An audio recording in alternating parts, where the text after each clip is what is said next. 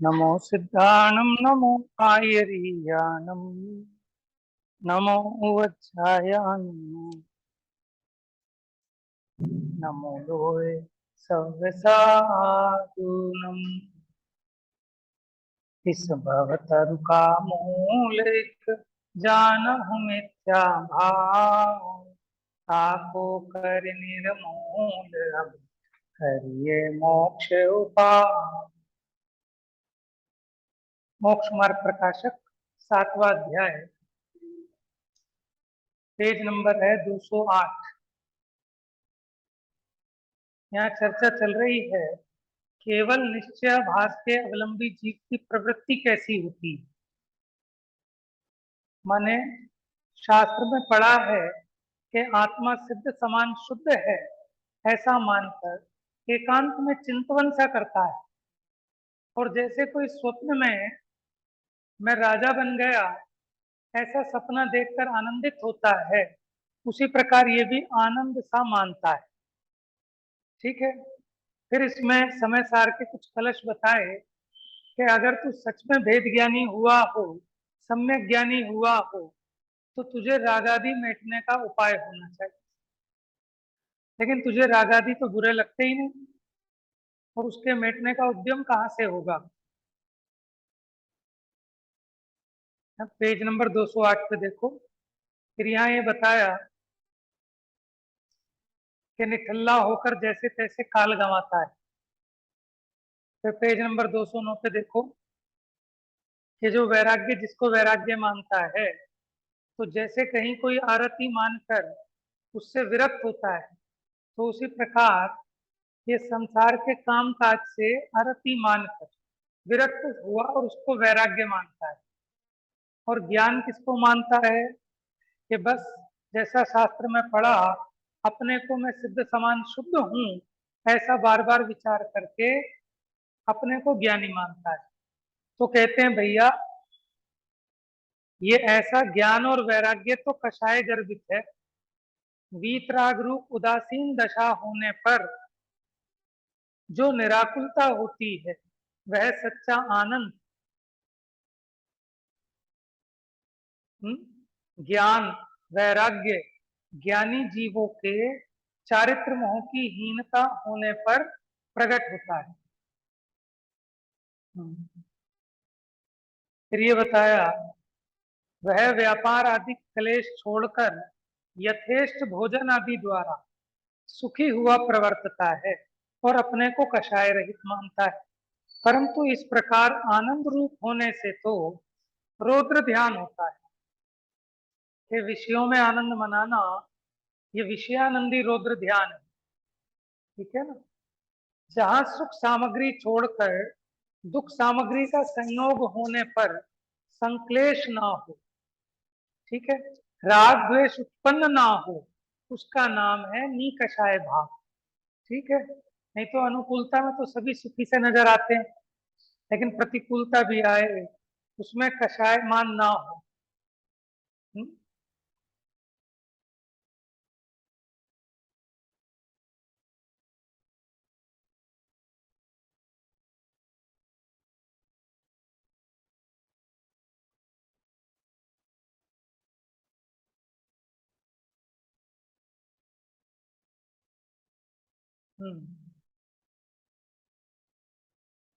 तो ऐसी भ्रम रूप उनकी प्रवृत्ति पाई जाती है। इस प्रकार जो जीव केवल निश्चयाभास के अवलंबी हैं, उन्हें मिथ्या दृष्टि जानना। फिर ये बताया वेदांती और सांख्यमती, उनको भी एक दूसरे का उपदेश अच्छा लगता है, क्योंकि दोनों की बुद्धि एक जैसी है, दोनों की मान्यता एक जैसी है। तो उनका उपदेश इसे अच्छा लगता है और इसका उपदेश उन्हें अच्छा लगता है, क्योंकि दोनों ही एक जैसी बात करते हैं कि आत्मा शुद्ध है, और ये भी ऐसे ही कहता है।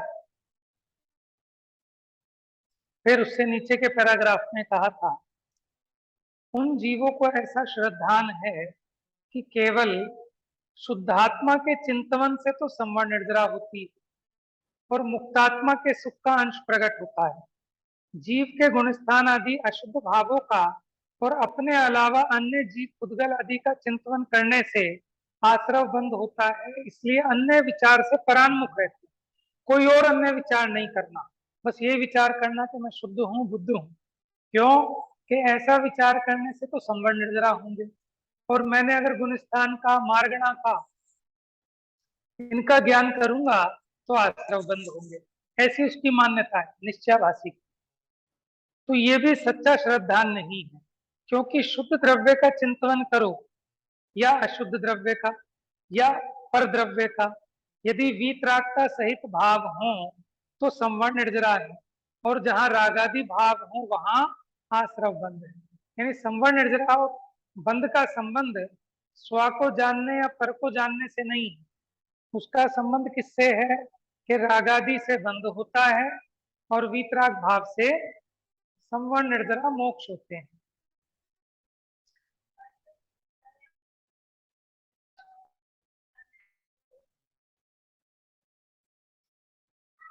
तो वहां शुद्ध जाने आत्मा को वो इसलिए समझाया कि जो आत्मा को सर्वथा अशुद्ध मान के बैठा था, तो कहता है कि अशुद्धता यही मेरा स्वभाव है, और अशुद्धता को मिटने का उपाय नहीं करता, तो उसको द्रव्य की स्वाभाविक शुद्धता का ज्ञान कराते हैं कि यह अशुद्धता तेरा स्वभाव नहीं, तेरा स्वभाव तो जैसे अनंत भगवान है, जैसे सिद्ध भगवान है, ऐसा तेरा स्वभाव है। तो जब उसको ये समझ में आता है, तब वो इस राग को मिटने का उपाय करता है। जो आत्मा को सर्वथा शुद्ध मानते हैं, उनको भी आत्मा शुद्ध उपलब्ध नहीं हो सकता। जो आत्मा को सर्वथा शुद्ध मान के बैठ गए, उनको भी शुद्ध आत्मा उपलब्ध नहीं हो सकता। तो जिस अपेक्षा आत्मा शुद्ध है कि उसमें इस प्रकार की शक्ति है, सामर्थ्य है, स्वभाव है, ऐसा जो जानते हैं, फिर वो उस शुद्धता का आश्रय लेकर अपनी अशुद्धता को मेटते हैं। फिर ये बताया मुनियों के भी ऊपर के गुण स्थानों में पर द्रव्य का विचार चलता है, और फिर मन पर्याय आदि में तो पर द्रव्य को जानने की मुख्यता है। चौथे गुण स्थान वाला सामायिक करे तो भी उसके निर्जरा थोड़ी, आश्रय बंद ज्यादा, और पांचवे छठे गुण स्थान वाला आहार विहार करे तो भी उसके उस काल में चौथे वाले से जो सामायिक कर रहा है, आत्मा का चिंतन कर रहा है, उससे ज्यादा निर्जरा। तो यानी निर्जरा का संबंध स्व या पर को जानने से नहीं है, निर्जरा का संबंध रागादि घटने से है। अब आगे 210 नंबर पेज पर ऊपर से सेकंड पैराग्राफ। अब वह पूछता है कि अगर ऐसा है, माने पर द्रव्य को जानने से बंद नहीं होता, तो निर्विकल्प अनुभव दशा में नए प्रमाण निक्षेप आदि के तथा दर्शन ज्ञान के भी विकल्पों का निषेध किया है। सो किस प्रकार, क्योंकि समय सार के शुरू में कलश है कि निक्षेपों के जो चक्र हैं वो विलय को प्राप्त हो जाते हैं, नयों की लक्ष्मी उदय को प्राप्त नहीं होती, प्रमाण का सूर्य कहाँ चला जाता है हम नहीं जानते, तो कहते हैं विकल्प नहीं करना। उत्तर, जो जीव इन्हीं विकल्पों में लगे रहते हैं कि इस नए से ऐसा, उस नए से ऐसा, और अभेद रूप एक आत्मा का अनुभव नहीं करते, उन्हें ऐसा उपदेश दिया कि ये सब विकल्प वस्तु का निश्चय करने में कारण है। माने वस्तु का निर्णय करने के लिए ये नए से जानना, प्रमाण से जानना, निक्षेप से जानना, और वस्तु का निश्चय होने पर इनका प्रयोजन कुछ नहीं रहता, इसलिए इन विकल्पों को भी छोड़कर अभेद रूप एक आत्मा का अनुभव करना। इनके विचार रूप विकल्पों में ही फंसा रहना योग्य नहीं है। और फिर वस्तु का निश्चय होने के बाद ऐसा नहीं कि सामान्य रूप स्वद्रव्य ही का चिंतन रहा करे। स्वद्रव्य का तथा पर द्रव्य का सामान्य रूप और विशेष रूप जानना होता है, लेकिन वीतरागता सहित होता है 210, और उसी का नाम निर्विकल्प दशा। देखो हम क्या समझते हैं, निर्विकल्प दशा का नाम कुछ नहीं दिखाई दे, कोई विचार नहीं चले, उसका नाम निर्विकल्प दशा। तो पंडित जी कहते हैं ऐसा नहीं, वीतराग भाव उसका नाम निर्विकल्प दशा है। अब चाहे वो स्व का विचार हो, चाहे पर का विचार, लेकिन राग द्वेष गर्भित विकल्प ना हो, उसका नाम है निर्विकल्प।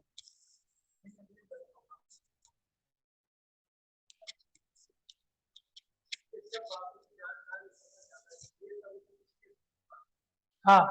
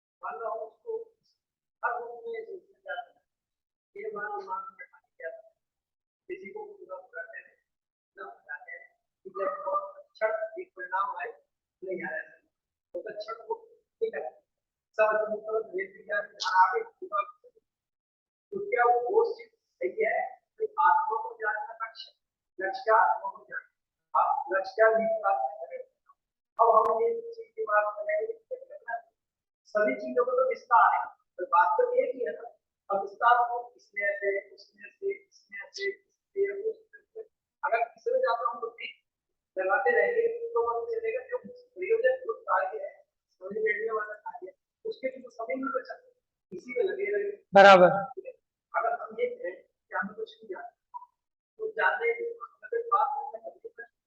हाँ,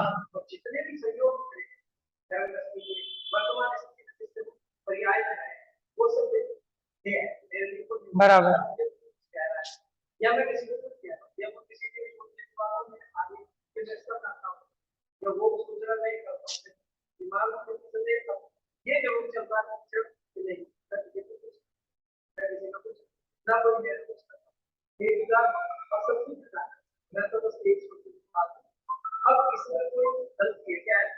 ठीक है, तो इन्होंने क्या कहा कि भाई अब मान लो समय थोड़ा है, अब इतनी तो अपने में मान लो बुद्धि नहीं कि हम सारे निक्षेप नए प्रमाण इस नए से उस नए से ऐसा वैसा इतना जाने। प्रयोजन भूत की बात यह है कि मैं ज्ञाता दृष्टा हूँ, ये परद्रव्य मेरे से भिन्न है, इसमें मेरा कोई प्रयोजन नहीं। ठीक है ना?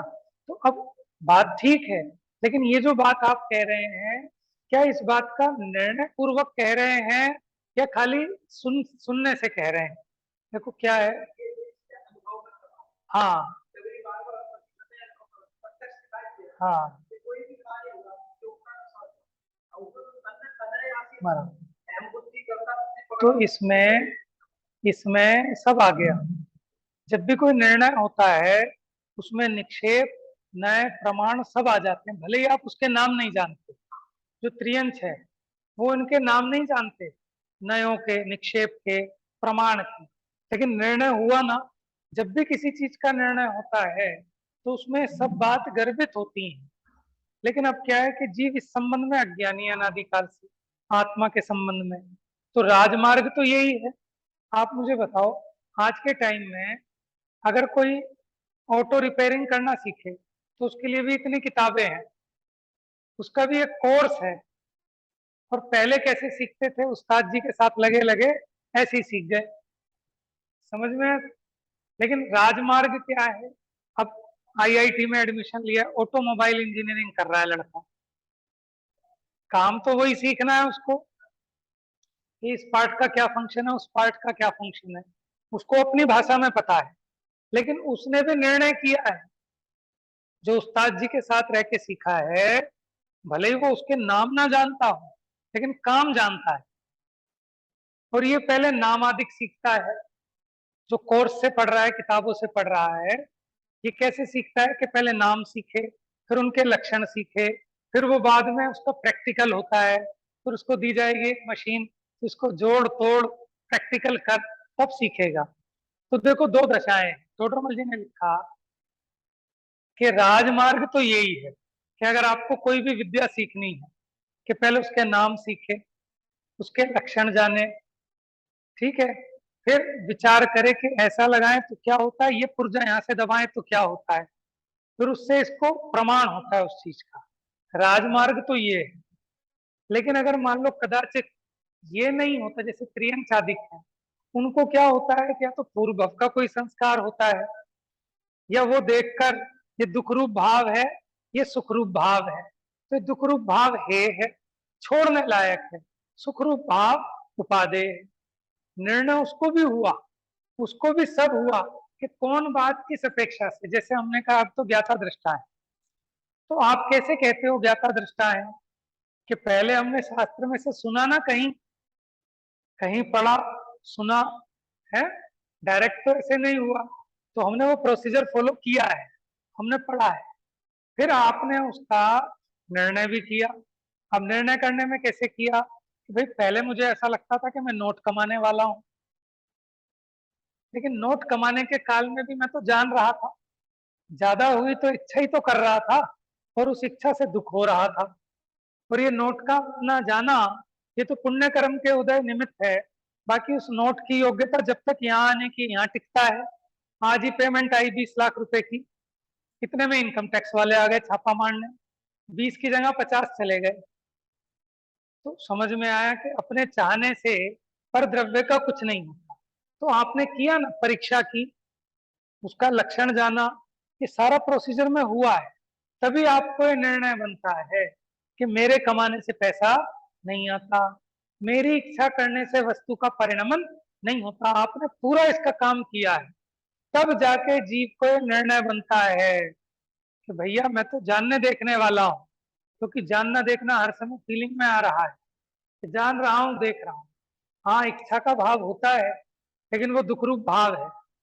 वो इच्छा मिटे कैसे कि फिर मैं अपने उपयोग को अपने ज्ञाता दृष्टा स्वभाव की तरफ ले जाता हूं, तो फिर ये राग आदि भाव उत्पन्न नहीं होते। तो इनको मेटने का उपाय यही आचार्यों ने बताया है, और यही मुझे प्रैक्टिकल से समझ में आता है। तो अब ये जीव बारंबार उसका पुरुषार्थ करता है, लेकिन काम यही है। लेकिन इस काम के लिए निर्णय हुआ, बराबर अपने को पक्का श्रद्धान में आया, तब ये काम बनता है। और अगर निर्णय नहीं हुआ, खाली हम सुनकर या पढ़कर ऐसा कर रहे हैं, तो बात नहीं बनेगी, सुखी नहीं होगा। तो उसमें सारी प्रोसीजर होती है। ये तो समझाने के लिए जब भी कोई कोर्स तरीके से समझाते हैं, तो हमें यही समझाना पड़ेगा, पहले नाम सीखो साहब। 7 तत्व होते हैं कि आश्रव बंध दुख रूप होते हैं। अब आश्रव कैसा होता है, बंध कैसा होता है, आप नाम तो नहीं जानते, लेकिन आपको जब भी कुछ फेर फार करने की इच्छा होती है, तो आपका मन दुखी होता है। फिर आप सोचते हो कि नहीं, मुझे कुछ इच्छा ऐसी करनी नहीं चाहिए, जो होना हो, मेरे को उससे कोई लाभ हानि नहीं है। अब आप नाम नहीं जानते कि आश्रव है, आप ये नहीं जानते कि आश्रव को दुख रूप कहा है, लेकिन आपको भाव भासना है कि ये भाव दुख रूप और ये भाव सुख रूप। प्रियंश को ये नहीं पता कि जो गर्मियों में ठंडक सुख रूप होती है, लेकिन उसको भाव भासना है। वो भी छाया में खड़ा रहना चाहता है, धूप पड़ रही हो तो धूप से हटके छाया में आना चाहता है, लेकिन उसको निर्णय है, उसने प्रैक्टिकल अनुभव किया है। तो क्या है कि जब अनादि का अज्ञानी जीव है, और ये मनुष्य पर्याय में इसको इतनी बुद्धि मिली है, क्षयोक्षम मिला है, तो उसके लिए आचार्यों ने ये विधि बताई है कि राजमार्ग तो यही है कि पहले तत्वादिक के नाम जाने, फिर उनका क्या स्वरूप है ये जाने, फिर उनके लक्षण को पहचाने, फिर उनकी परीक्षा करे। तो उससे क्या होता है कि निर्णय बनता है कि हाँ, वाकई में 7 तत्व का ऐसा स्वरूप है, ये आश्रव बंध दुख रूप है, संवर निर्जरा सुख रूप है, मोक्ष पूर्ण शुद्ध दशा निराकुलता है। इतनी सी निराकुलता होते ही, मैंने बेटी अपने घर में गई, इतनी सी निराकुलता होते ही इतना सुख होता है। तो जब पूर्ण निराकुलता होगी, कैसी अनुपम दशा होगी, उसको हो गई मुक्ति की प्रतीति कि मुक्ति क्या चीज है। ठीक है ना, तो प्रयोजन तो वही है, लेकिन सबकी अपनी अपनी योग्यता है। कोई 2 अक्षर पढ़कर फटाफट अपना काम कर लेता है, कोई 100 अक्षर पढ़कर करता है, और 100 अक्षर पढ़ने पे भी जिसका नहीं होता, उसको कहते हैं तो दोबारा पढ़ और पढ़। और उपाय क्या है? ये मोह को मेटने का उपाय वस्तु के स्वरूप को जानना है। और जब तक वस्तु का स्वरूप नहीं जानने में आया, तो वस्तु उसके स्वरूप को जानने के लिए शास्त्राभ्यास है।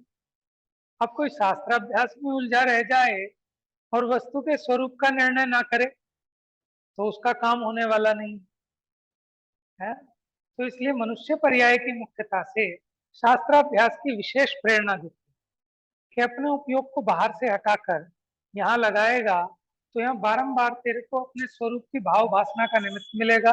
महापुरुषों ने इन परिस्थितियों में कैसा क्या किया, ठीक है ना, हर समय भी अपने को ज्ञाता दृष्टा नहीं रह पाते, कषाय बन जाती है। कोई भयंकर परिस्थिति ऐसी हो जाए, शरीर में भयंकर रोग हो जाए, इधर पता चले बच्चे का एक्सीडेंट हो गया, उधर पता चले इनकम टैक्स पे छापा पड़ गया, उधर फैक्ट्री में आग लग गई, यहाँ सर की छत गिर गई, ये हो गया वो हो गया, ये जीव बेचैन हो जाता है, आकुलित हो जाता है?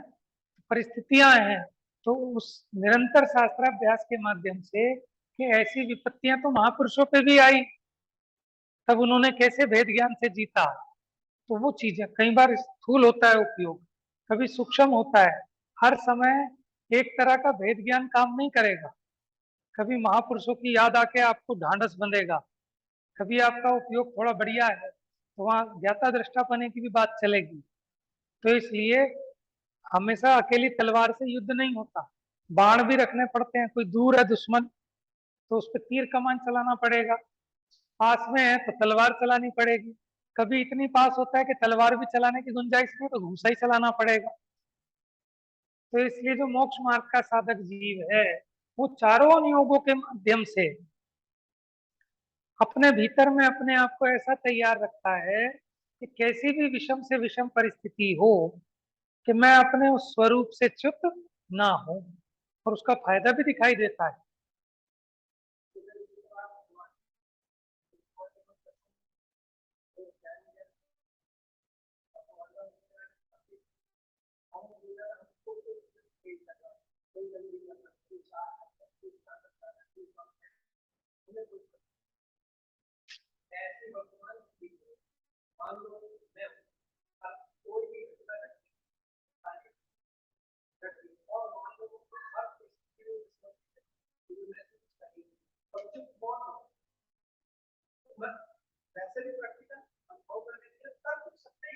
नहीं कर सकते।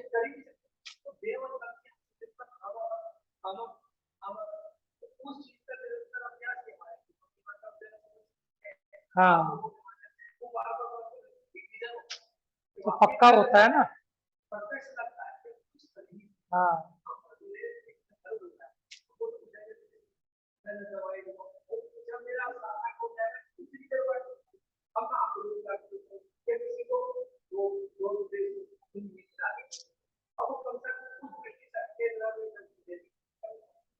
बराबर।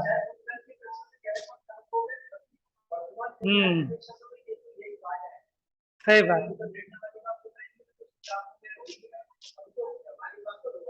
दुखी भी हो रहा है जी।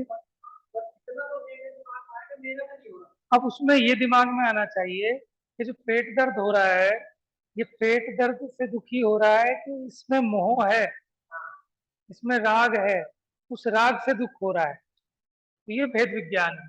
जब जीव को समझ में आता है कि राग दुखी करता है तो पेट दर्द को मिटाने का उपाय नहीं करता, उस राग को मिटने का उपाय करता है। देखो, जगत के अज्ञानी जनों को कि शरीर के रोग नजर आते हैं, लेकिन धन्य है वो ज्ञानी मुनिराज जिन्हें शरीर ही रोग नजर आता है। समझ में है कि हमें शरीर तो रोग नजर नहीं आता, इसमें कोई बीमारी लग जाए वो रोग नजर आता है। तो वो कहते हैं भैया देह व्याधि मंदिरम, देह तो व्याधियों का घर है। देह में व्याधि नहीं होंगी तो क्या आत्मा में होंगी? क्या आत्मा में नहीं होती? ये बहुत अच्छी खुशखबरी है, तो मुदित हो जाओ, प्रसन्न हो जाओ। देखो मुनिराज क्या करते हैं जंगल में, किसके साथ माथा मारे? उधर हिरण को शेर ने पकड़ लिया, कोई किसी को मार रहा है, कोई शिकारी शिकार कर रहा है, छोटे जीव को बड़ा जीव मार के खा रहा है। क्या करें? तो यही भेद ज्ञान करते।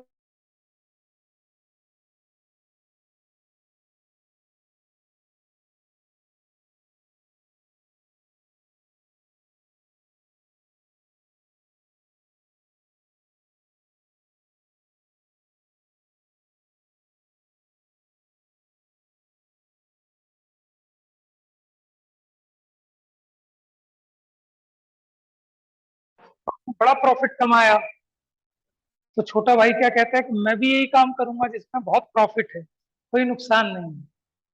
तो मुनि बनने का माने मुनिराज हैं बड़े भाई, और ये जो श्रावक है छोटा भाई है, और दोनों जिनेश्वर के पुत्र हैं। एक बड़ा भाई है और एक छोटा भाई है, जिनेन्द्र भगवान। पिता झलक जो पुत्र में दिखती, उसी प्रकार भगवान की झलक मुनिराज में दिखती है। और चलते फिरते सिद्धों से गुरु, ठीक है। अब वो हमारे बड़े भाई हैं, तो अब जिसको लगे कि सुखी हैं तो वो उनके पग चिन्हों पर चलेगा। समझ में आया? तो काम तो भाई साहब करने लायक यही है, लेकिन हमने अपने सर को ओखली में डाल रखा है, जानबूझकर अंध बने हैं, आंखन बांधी पाटी। देखो सब पता है कि कुछ नहीं चाहिए, शरीर को भी देखें, 2 रोटी सुबह 2 रोटी शाम, और वो पुण्य से मिलती है। बढ़िया व्यापार चलाने से, छल कपट करने से, बेईमानी करने से नहीं मिलती। और इतना पुण्य तो है जीव का कि 2 टाइम की रोटी तो मिलेगी, 2 की नहीं मिलेगी, 1 की मिलेगी। और जब तक ये आयु कर्म शेष है तब तक रोटी भी निश्चित है इसकी।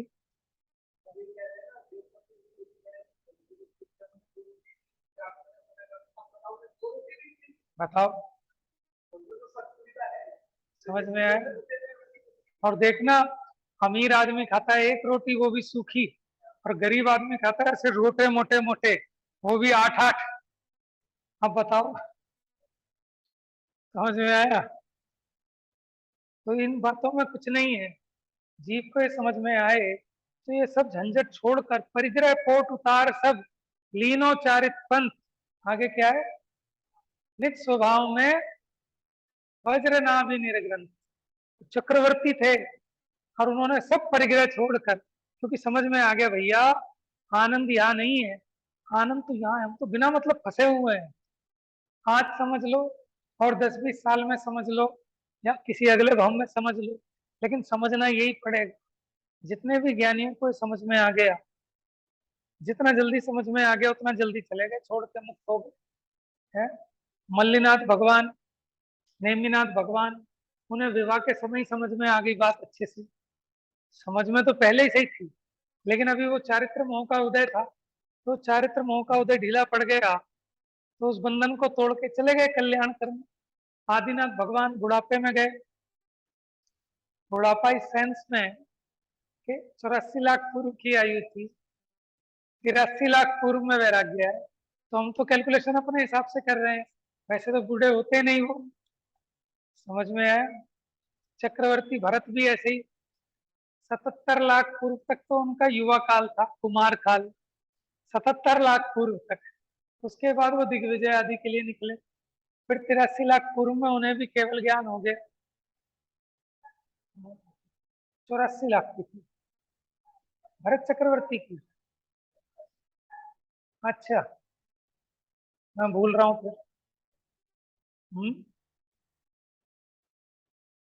तो समझना यही है, देखो काम तो यही करना है कि एक व्यक्ति जोड़ जोड़ के छोड़े, और समझदार आदमी जब छोड़ना ही है तो जोड़े क्यों?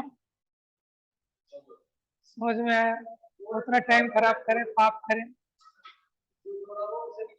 उसे भी छोड़ना है तो और काय को जोड़े भैया? मोक्ष मार्ग प्रकाश ये रहिए। हम्म। तो मार्ग तो आनंद करने का है, लेकिन सच्ची समझ के बिना सच्चा आनंद नहीं होता।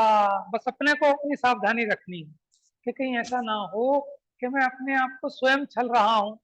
जैसे निश्चयाभासी है, अपने मन में राजी हो जाता है कि मैं सिद्ध समान शुद्ध हूं। जैसे सपने में कोई अपने को राजा मानकर सुखी होता है, तो उसी प्रकार भ्रम से नहीं मानना। बस बात इतनी है। और उसका एक सीधा साधा तोल है कि आप खुद देखना, आपकी जो आसक्ति थी, आपकी जो पकड़ थी विषयों की, वो हल्की पड़ रही है, ठीक है ना, ढीली पड़ रही है कि मजबूत हो रही है। ये पैमाना है। पहले जरा सी बात पे भयंकर, अब आदमी सबर करता है। कुछ नहीं धरा इन चीजों में, 1 मिनट का भरोसा नहीं है, किस चीज का आकर, किस चीज का गुमान, काहे का घमंड करना। समझ में आया? तो अब वो जो पढ़ रहा है, सुन रहा है, वो प्रतिफलित हो रहा है ना, दिख रहा है ना, तो स्वयं को भी आनंद होता है और घर परिवार भी सुखी होता है। यानी धर्म तो सब तरह से सुखकारी है, खुद के लिए भी, पास पड़ोसियों के लिए भी, घर के जो फैमिली मेंबर है वो भी सुखी हो जाते हैं। धर्मात्मा जीव अकेला मोक्ष नहीं जाता, अपने साथ भूतों को लेके जाता है। ऐसी थोड़ी आदिनाथ भगवान के साथ कितने कितने राजाओं ने दीक्षा ले ली थी, वो तो बेचारे भ्रष्ट हो गए थे, उनकी बात है, लेकिन उनके साथ कितने कितने जीव दीक्षा लेके चल देते हैं, कितने समोशरण में कितने मुक्ति गए, उनके अपने सारे पोते वोते सब। ऐसे ही जहां एक धर्मात्मा विराजता है, उसके आसपास के जीव ऑटोमेटिक सुखी होते।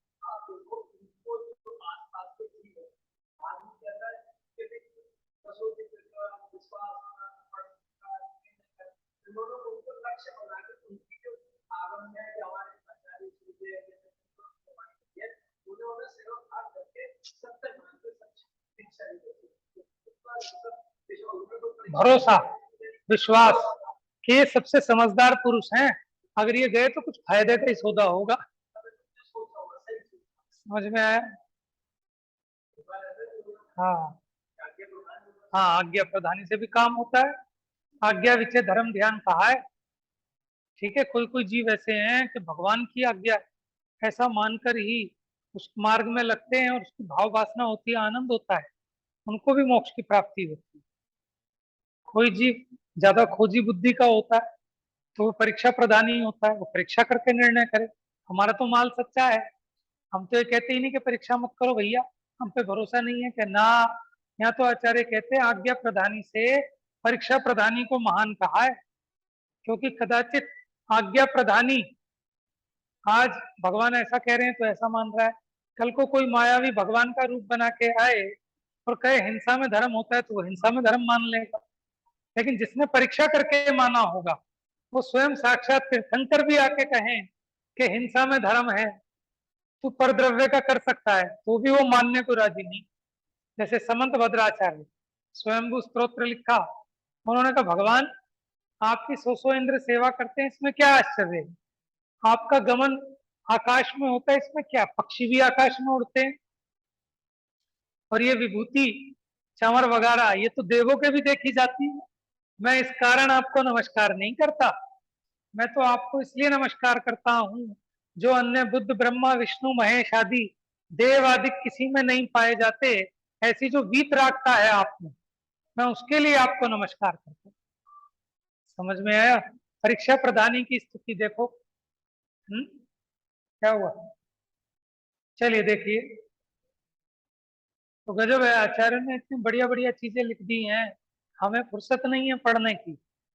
पढ़ेंगे तभी तो विचार होगा, बिना पढ़े कैसे विचार होगा? है? हम्म।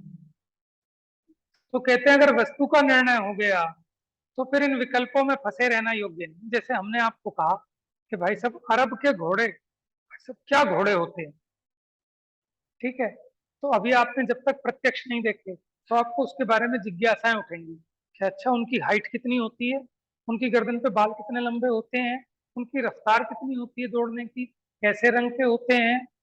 आपको प्रश्न उठेंगे कि नहीं उठेंगे? बिल्कुल उठेंगे। लेकिन जब आपके साक्षात वो घोड़ा लाके रख दिया, तब आपके सारे विकल्प शांत हो जाएंगे। तो जब तक वस्तु का निर्णय नहीं होता, तब तक ये विकल्प होते ही होते हैं।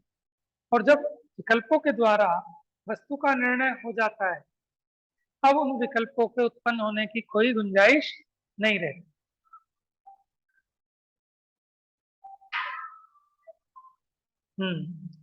तो वहां वह पूछता है, यहाँ तो बहुत विकल्प हुए, निर्विकल्प संज्ञा कैसे संभव है? देखो ऊपर उन्होंने कहा था कि वस्तु का निश्चय होने के पश्चात ऐसा नहीं है कि एक सामान्य स्वरूप का ही, स्वद्रव्य का ही चिंतन रहा करे। स्वद्रव्य का, परद्रव्य का सामान्य रूप विशेष रूप जानना होता है, लेकिन वीतराग का सहित होता है। तो उसने कहा भैया स्व को भी जानो, पर को भी जानो, अपना भी विचार, पर का भी विचार, इसमें तो बहुत विकल्प हो गए। तो फिर आप निर्विकल्प कैसे कहते हो इस अनुभूति को? तो पंडित जी कहते हैं निर्विचार होने का नाम निर्विकल्प नहीं है। ये याद कर लेना बात, निर्विचार होने का नाम निर्विकल्प नहीं है। क्योंकि निर्विचार तो पुद्गल होता है, मूर्ख होता है, ज्ञानी तो विचारवान होते हैं, विवेकवान होते हैं। क्योंकि छदमस्त के जानना विचार सहित है, छदमस्त के बिना विचार के जानना नहीं होता। उसका अभाव मानने से ज्ञान का अभाव होगा और तब जड़पना हुआ। सो आत्मा के होता नहीं है, इसलिए विचार तो रहता ही है। हाँ, केवल ज्ञान होने के बाद विचार नहीं होता। तथा ये कहे कि एक सामान्य का ही विचार रहता है, विशेष का नहीं। तो भैया सामान्य का विचार बहुत काल नहीं रहता। माने आप बहुत देर तक ये विचार नहीं कर सकते कि आत्मा ज्ञाता है, आत्मा ज्ञाता है, आत्मा ज्ञाता है। छदमस्त को नहीं रहता, सिद्धों के तो हो। छदमस्त को बहुत ज्यादा देर इसमें उपयोग नहीं लग सकता। और विशेष की अपेक्षा बिना सामान्य का स्वरूप भाषित नहीं होता। जैसे हम कहें कि साहब ये बहुत अमीर आदमी है, आपको भाव वासना नहीं होगी। अब हम बताएं सब 20 तो इनके पास मर्सिडीज हैं, 20। और ऐसा कोई विहार नहीं है जहां इनकी कोठी ना हो। 10 होटल हैं इनके अपने, इन्होंने एक आइलैंड खरीद रखा है, समझ में। अपने खुद के 4 हेलीकॉप्टर हैं, समझ में। अब समझ में आएगा इसको अमीर मतलब क्या। आप सिंपल अमीर कह दो ये तो सामान्य है, लेकिन अब विशेष करके समझाओ तब उसकी भाव भासना होती है। बच्चे को समझाना हो कि 1 लाख रुपए क्या होते हैं, उसको समझ में नहीं आता, उसको भाव वासना नहीं है। अब आप उसको उसका विशेष समझाओ कि बेटे जो तेरे खिलौने हैं ना, खिलौने ऐसे ऐसे खिलौने इतने आ जाएंगे कि ये हॉल पूरा भर जाएगा। और तेरे को जो साइकिल चाहिए ना, ऐसी 100 साइकिल आ जाएंगी, 100 साइकिल। और जो गाड़ी चल रही है ऐसी ऐसी इतनी, ये हो जाएगा वो हो जाएगा। तब उसको भाव वासना होती है। वो 1 लाख ये चीज है। तो सामान्य से विशेष का जानना बलवान होता है। हमने सामान्य कह दिया आत्मा ज्ञाता दृष्टा है, लेकिन इतने से बात नहीं बनेगी। अब उस ज्ञाता दृष्टा को समझाने के लिए उसके वैभव को हमने खोल खोल के समझाया, समझ में आया, तब उसको उसकी विशेष महिमा आती। तो सामान्य से विशेष का जानना बलवान है।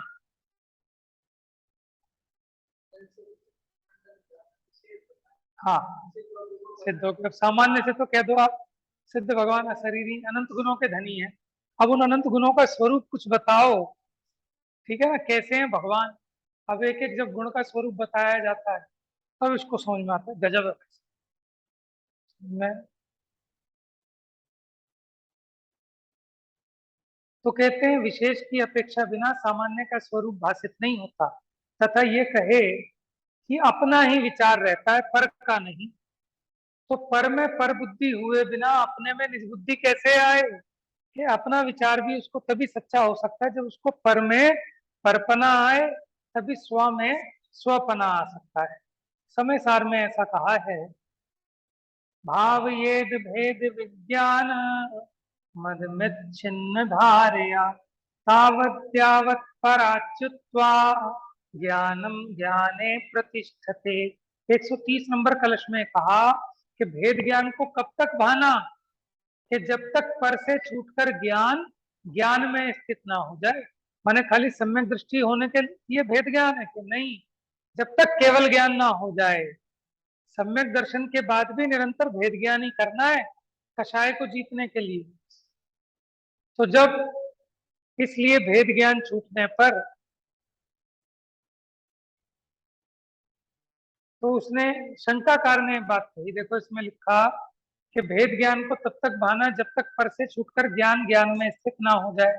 इसलिए भेद ज्ञान छूटने पर का जानना मिट जाता है, केवल आप ही को आप जानता रहता है। उसने कहा कि ऐसा लिखा है। तो यहाँ तो ये कहा कि पूर्व काल में स्व पर को एक जानता था, फिर भिन्न जानने के लिए भेद ज्ञान को तब तक भाना जब तक ज्ञान पर रूप को भिन्न जानकर अपने ज्ञान स्वरूप में ही निश्चित ना हो जाए। फिर भेद ज्ञान करने का प्रयोजन नहीं रहता, स्वयं पर को पर रूप और आपको आप रूप जानता रहता है। ऐसा नहीं है कि